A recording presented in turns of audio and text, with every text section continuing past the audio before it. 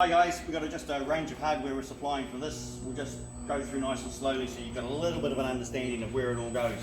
Basically, frame assembly screws, basically they are a square drive.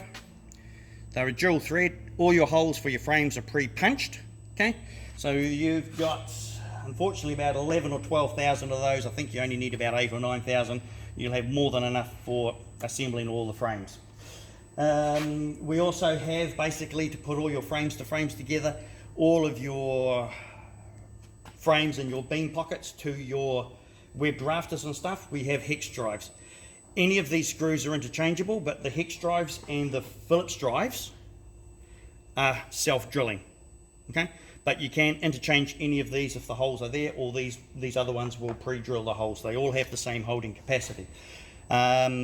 These will also be used on all your brackets. The main reason why we use these on the brackets is we're going to give you a couple of hold downs and bits and pieces. These are quite magnetic. They will sit in there and stay in there, whereas the Phillips, they have a tendency to fall out. However, basically when it comes for some of the brackets, if you want to keep it nice low profile, basically on the brackets, if you've got something going over it, quite often, especially on the purlins, you really want the flatter head as against the big hex head. But like I say, either one of those can be used in any location. They are interchangeable.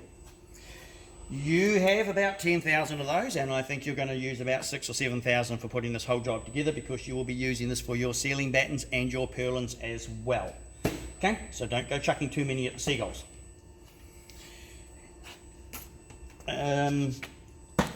Couple of 3,000-4,000 of the Phillips drives, basically just as an alternative, and sometimes you just need them in a few locations. These screws here, these are the ones you are going to use to screw the light gauge steel framing through to your steel portals. These will self-drill, okay? Don't have the speed too fast. The last thing you want to do is end up hardening the steel or heating the steel, the hardened tip on the end of these. But these should go in quite easily without pre-drilling with an 18mm impact drive. You will find that I have triple holed in the frames so they won't run off, and basically put a service hole if there's another stud quite close so you can get these directly on. They will not self-drill on an angle. More than enough of those for the job. Brackets. Done a slight variation from what the engineer's got on his documents. Worked to this. The engineer has confirmed it. Basically, when it comes to your beam pocket, when it comes to your roof panels will be held down with a twist grip. There are left and rights, and the indication of where they have been allowed for will be on your plan here. Basically left and rights, basically on these all the way through, mainly to do with the roof panels to the beams.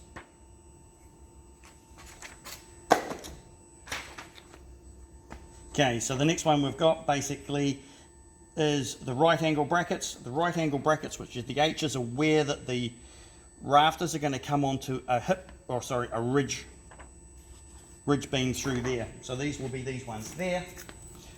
They will just simply sit in beside the main ridge rafter, and where the hip rafter comes up, basically what we're looking for is two screws each side. Okay. Recommend you use the hex. They won't fall and annoy you quite so much. So that basically is on all these areas here where these rafters are coming in at a 90-degree angle, the 90-degree brackets. Where we've got the slight variation to the what the engineer's documentation says is on all of these ones coming in at a 45 degrees into where the hips are. Basically the engineer had them finishing flush with a piece of metal coming in, and I have no idea how he was hoping to get that to connect. So what we've done is we've modified it slightly, and you will require these brackets, left and rights, one on either side of the rafter coming into the hip. Let's come over to where they go. So basically you have your hip rafter, which will come up and either be square or on the angle. You will need to do some cutting to this. So what you're going to do is you will cut down on the appropriate side, one down, and an angle and down through there, and you will use, the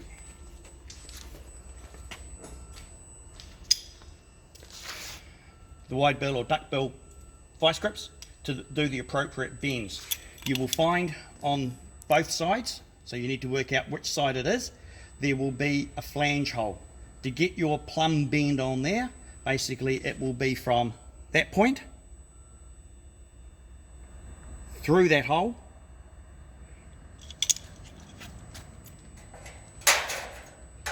and put the bend in. Okay? On this side of the rafter, once you've done your 2 cuts, you will need to fold this material out. So there's your flange holes, okay? There's your triple holes, okay? On the bottom, just fold that flat.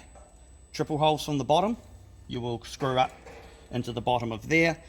And this is probably where you want to use your little Phillips ones, because you're going to have purlins and everything coming over the top. So flatten those off, pick yourself a line from obviously the inside to that point, pretty much going through that hole, flatten that off. Okay, I've only done the 1 cut on this side, but I recommend you do 2 cuts up and like that. Get rid of that little extra tab, it's just a little bit annoying. Okay, so this is how you will connect. Once you find out where that is going, connect into there, and that will slip onto there nicely. Think about it, what the engineer had was basically cut square, a plate across here, plate across the bottom, and nothing else. So once you've got this, fasten a small Phillips in there if you like, but this is where your Phillips comes down through there, and you'll get fixing through the bottom. These are your brackets. They will fit in there like that. Please, 2 screws, 2 screws, 2 screws, 2 and 2, and on there if you can get it as well. That will give you a really, really strong connection.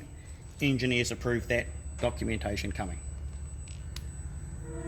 There will be left and rights,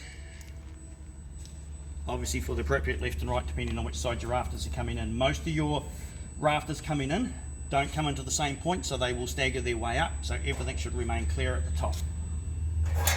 Okay, plumb cut, fold, corner through the flange hole for that mitre, from that corner to there, bend that down. That should all pull itself into place. So, because you're going to have to do a little bits and pieces up there, if you don't have the right equipment, we're supplying you with a pair of pliers. We're also going to provide you with a set of tin snips, nice new tin snips. We basically have left, centre and right, and you will find basically you'll need to use all of those depending on which side of the metal you're cutting on. So that's the angle brackets. So we've also got a box of coach screws and washers. These are to hold your steel portals down. We'll show you the steel portal shortly. On the other side of the steel portal, these are the HTT5s, Samson Strong Tie Bracket. Basically, on that big ply brace panel,